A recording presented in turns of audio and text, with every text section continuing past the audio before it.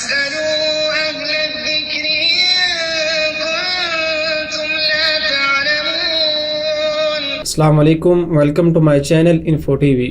معزز ناظرین، امید ہے کہ آپ خیریت سے ہوں گے۔ اللہ رب العالمین ہم سب کو اپنے حفظ و امان میں رکھے۔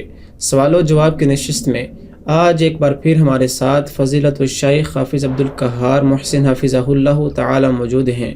آج کا میں سوال شیخ محترم سے کرتا ہوں۔ السلام علیکم۔ وعلیکم السلام ورحمۃ اللہ وبرکاتہ۔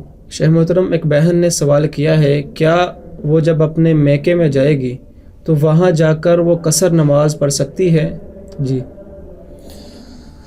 دیکھیے، اس سلسلے میں جب کسی بھی خاتون کی، لڑکی کی، بیٹی بہن کی شادی ہو جاتی ہے، اور شادی بالخصوص جب کسی اور شہر میں ہو اور اتنی بیچ میں مدت ہو قصر کی، سفر اتنا ہو کہ جس پہ قصر لاگو ہوتی ہے، تو ایسی صورت میں عورت اپنے سسرال میں نماز پوری پڑھے گی، اور جب میکے ملنے کے لیے آتی ہے، ایک دن کے لیے، 2 دن کے لیے، تو وہ عورت نماز قصر ادا کرے گی۔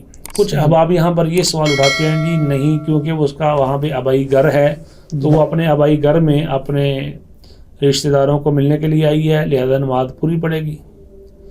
تو اس سلسلے میں جب اللہ کے رسول صلی اللہ علیہ وسلم مدینہ منورہ سے مکہ مکرمہ حج کے لیے تشریف لائے، تو کیا آپ صلی اللہ علیہ وسلم کے آبائی گھر وہاں پر موجود نہیں تھے؟ بالکل۔ اس کے باوجود آپ صلی اللہ علیہ وسلم نے وہاں پہ قصر نماز ادا کی۔ صحابہ کرام رضوان اللہ علیہم اجمعین کے رشتہ دار وہاں موجود تھے، ان کے آبائی گھر وہاں پر موجود تھے، تو ان سب نے وہاں پہ نماز قصر ادا کی۔